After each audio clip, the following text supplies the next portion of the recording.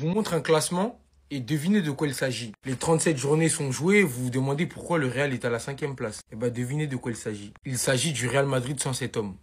Sans compter tous les buts qu'il a mis et à quel moment précis il les a mis. Et on parle là de la pire saison de sa carrière. Est-ce que vous vous rendez compte du niveau d'exigence qu'on a atteint avec Kylian Mbappé? Moi, je veux bien qu'on soit critique. Il n'a pas été tout le temps à la hauteur dans les gros matchs. Alors certes, il n'a pas toujours fait les bons appels pour un numéro 9, mais c'est des choses qui se travaillent, c'est des choses qui s'améliorent.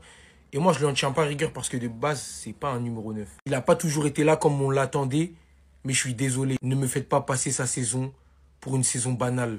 Faut arrêter au bout d'un moment. N'importe quel joueur fait exactement la même chose au mot près. On fait passer ça pour une saison exceptionnelle. Mais comme c'est Mbappé et qui nous habitue à l'excellence, bah ça suffit plus quand il s'agit de lui.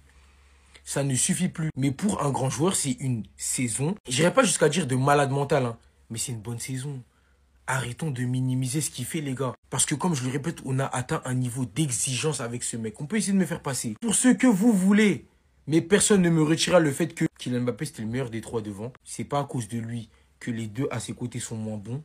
Y compris Bellingham qui est un peu moins en vue. Du coup, parce qu'il est un peu plus reculé sur le terrain que l'an passé. Arrêtez. Arrêtons. Genre, s'il vous plaît. Et soyons sérieux 2 secondes.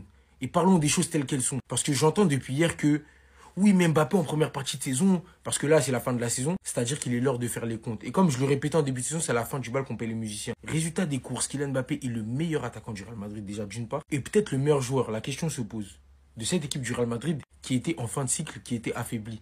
Arrêtons de minimiser ce qu'il fait, s'il vous plaît. Je sais qu'il y a un désamour du public français pour Kylian.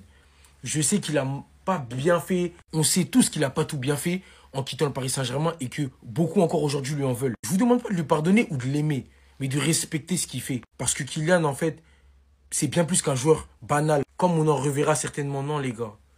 Des Kylian, les gars, ils se font rares. Donc respectons ce qu'il fait au quotidien. Parce que, certes, c'est pas le Kylian d'avant. Il est moins explosif qu'avant. Il continue à marquer, mais ce qui est fort chez lui, c'est son professionnalisme et sa régularité. Donnez-moi un joueur sur les 5 dernières années plus régulier que Kylian Mbappé. Vous allez me parler de statistiques, oui, les stats. Mais les stats, comment tu les fais? Il serait si nul qu'on le dit. Comment il marquerait autant? Expliquez-moi. Comment il jouerait même? On va jamais mettre volontairement sur le terrain un mec qui ne te fera pas gagner des matchs ou qui te fera en perdre clairement. Ou qui pourra même t'en faire perdre. Ça n'existe pas. Donc encore une fois, vous pouvez ne pas l'aimer. C'est une chose. Mais tout en restant objectif et il n'y a aucun problème. Il n'y aura aucun problème. Parce que combien de fois on m'a parlé de manque d'objectivité quand il s'agissait de parler de Kylian Mbappé? Mais les gars, on voit les matchs, nous. On les regarde. Vous pouvez ne pas l'aimer, je répète. Mais il faut dire ce qui est. Il fait le taf d'un numéro 9. Il fait ce qu'on demande d'un numéro 9. Et je comprends que les supporters du Real en demandent un peu plus de Kylian. On l'attendait, ça fait des années. Il n'y a pas de problème. Et surtout quand tu viens prendre les patins de Karim Benzema, les gars. Benzema, pendant des années, il nous a habitués à du football plaisir. Tout en marquant des buts exceptionnels. Il contribuait au rayonnement du Real Madrid. Il avait une influence dans le jeu que aucun neuf n'a, les gars.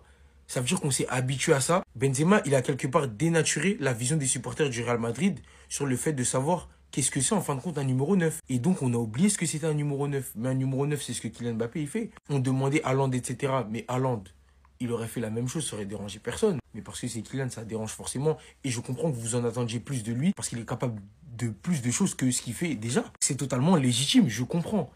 Et je vous demande pas de vous réjouir de ce qu'il a fait cette saison. Mais reconnaissons les choses telles qu'elles sont. Kylian Mbappé fait une bonne saison pour un numéro 9, en tant que numéro 9. Parce que Vinicius, il reste sur son côté gauche, ça c'est bon, c'est fait. On parlait de Mobutu, de dictature. Au Real, c'est pas pareil. C'est pas la même parce qu'on vous répétera jamais assez qu'au Real, la star c'est le Real Madrid. Donc en dehors du fait que Karim Benzema nous a habitués à un football fantastique, revenons à la base de savoir ce que c'est un 9. Et respectons le travail de ce grand monsieur qui est le joueur le plus régulier sur les 5 dernières années.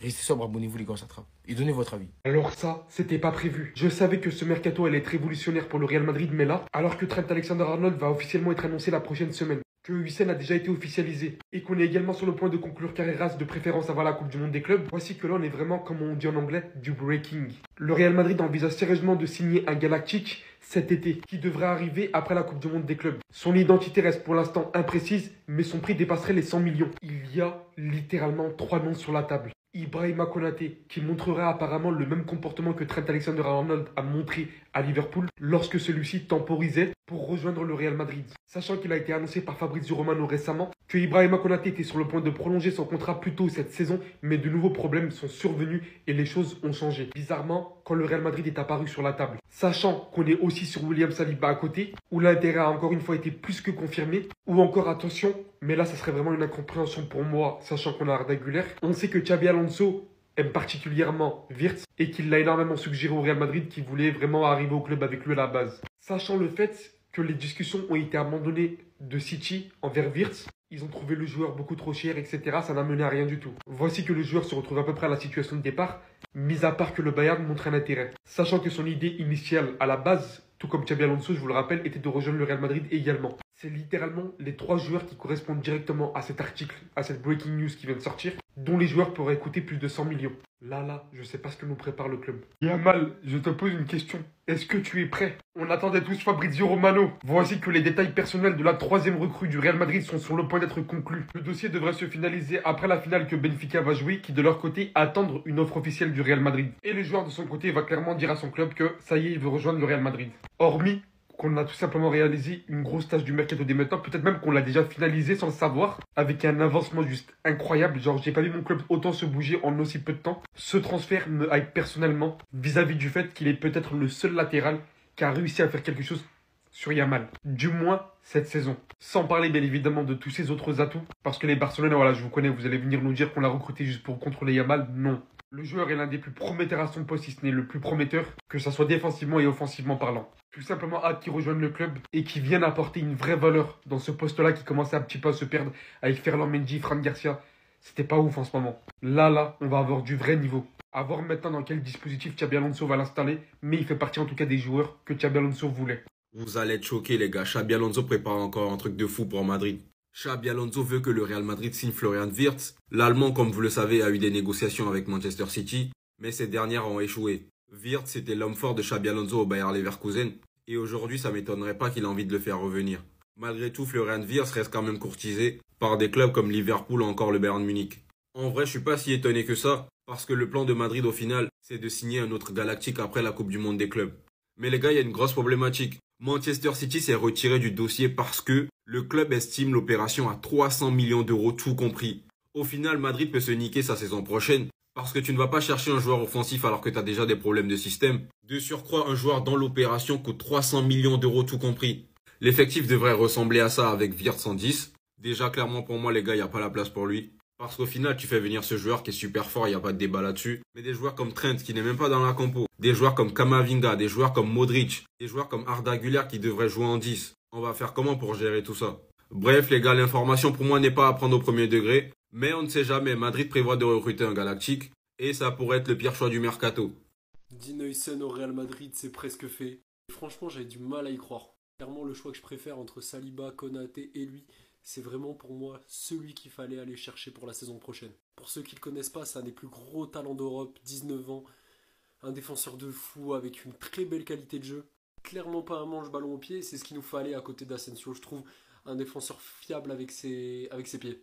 Et en parlant de Raúl Asensio, on pourra se baser donc sur une charnière jeune, talentueuse, qui va pouvoir grandir et franchement très très cool. Après pourquoi pas aller chercher un autre défenseur central pour concurrencer ça et pour mettre un peu d'âge là-dedans. Mais entre la grinta d'Asensio et toute la qualité technique de Huijsen et ses qualités défensives, franchement, très très fort.